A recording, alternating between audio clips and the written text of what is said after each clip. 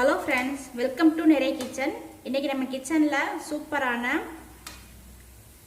முருங்கைக்கீரை கேப்ப மாவு வச்சு ஒரு சூப்பரான பக்கோடா ரெடி பண்ணியிருக்கேன். பசங்க ஸ்கூல் போயிட்டு வந்த உடனே இந்த மாதிரி ஸ்நாக் ரெடி பண்ணி கொடுங்க. சூடான ஒரு கப்பு டீ, கொஞ்சமாக பக்கோடா, டேஸ்ட்டு சூப்பராக இருக்கும். இந்த பக்கோடாவில் முருங்கைக்கீரை சேர்த்துருக்கோனே பசங்களுக்கு தெரியாது, அவ்வளோ டேஸ்ட்டாக இருக்கும். இந்த மாதிரி ட்ரை பண்ணி பாருங்கள். அதுக்கு முன்னாடி நம்ம சேனலை ஃபஸ்ட் டைம் பார்க்குறீங்கன்னா லைக் பண்ணுங்கள், ஷேர் பண்ணுங்கள், சப்ஸ்கிரைப் பண்ணுங்கள், பெல் பட்டனை கிளிக் பண்ணிடுங்க. கேப்ப மாவு முருங்கை இலையை வச்சு ஒரு பக்கோடா ரெடி பண்ண போகிறேன்.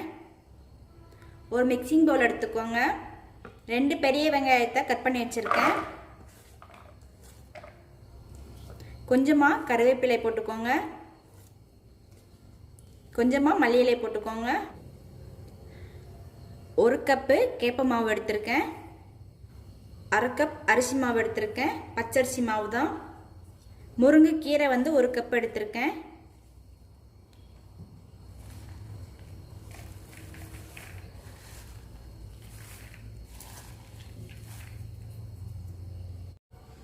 தேவையான அளவு உப்பு போட்டுக்கோங்க. கொஞ்சமாக பேக்கிங் சோடா போட்டிருக்கேன். நல்லா மிக்ஸ் பண்ணி விட்டுருங்க. தேவையான அளவு தண்ணி ஊற்றி நல்லா மிக்ஸ் பண்ணிக்கோங்க.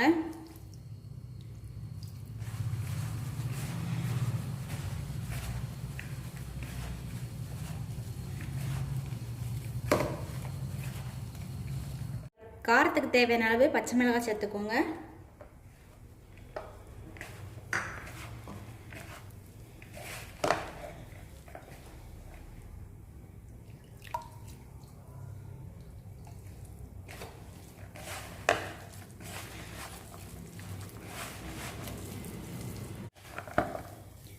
நல்லா இந்த அளவுக்கு பிசைஞ்சுக்கோங்க. எடுத்து போட்டால் எப்படி தூள் தூளாக விழுகணும். ரொம்ப தூள் தூளாக இருந்துச்சுன்னா நம்ம சேர்த்துருக்கிற முருங்கை இலையெல்லாம் தனித்தனியாக வந்துடும். இந்த மாதிரி இருந்தால் தான் கரெக்டான அளவு. இந்த அளவுக்கு மாவு பிசைஞ்சுக்கோங்க. எண்ணெயை ஹீட் பண்ணி வச்சுருக்கேன். கொஞ்சமாக மாவு எடுத்து சின்ன சின்ன பீஸாக போட்டுக்கோங்க.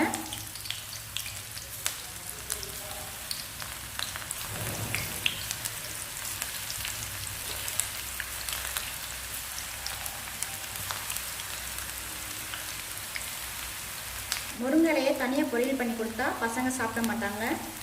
இந்த மாதிரி பக்கோடா மாதிரி போட்டு கொடுத்தா பசங்களுக்கு ரொம்ப பிடிக்கும்.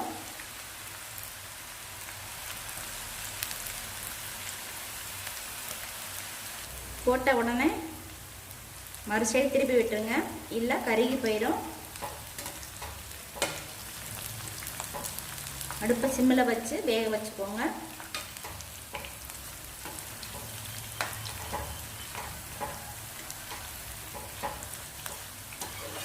நல்லா மொறு மொறுன்னு டேஸ்ட் சூப்பராக இருக்கும்.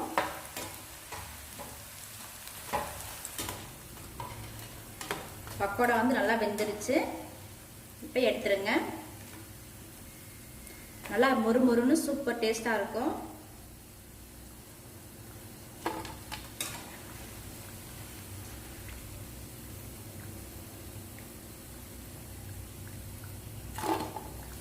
அதே மாதிரி மீத உள்ள மாவையும் போட்டுருங்க.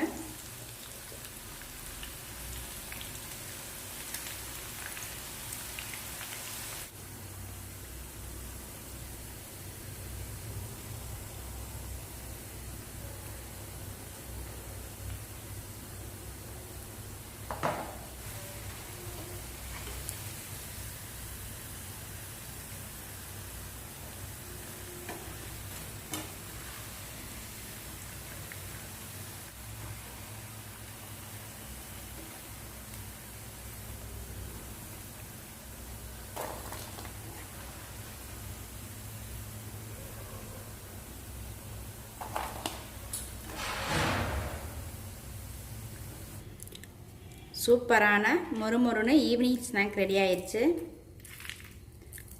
நீங்களும் இந்த மாதிரி வீட்டில் ட்ரை பண்ணி பாருங்கள். என்னோடய சமையல் உங்களுக்கு பிடிச்சிருந்துச்சுன்னா லைக் பண்ணுங்கள், ஷேர் பண்ணுங்கள், சப்ஸ்கிரைப் பண்ணுங்கள், பெல் பட்டனை கிளிக் பண்ணிடுங்க.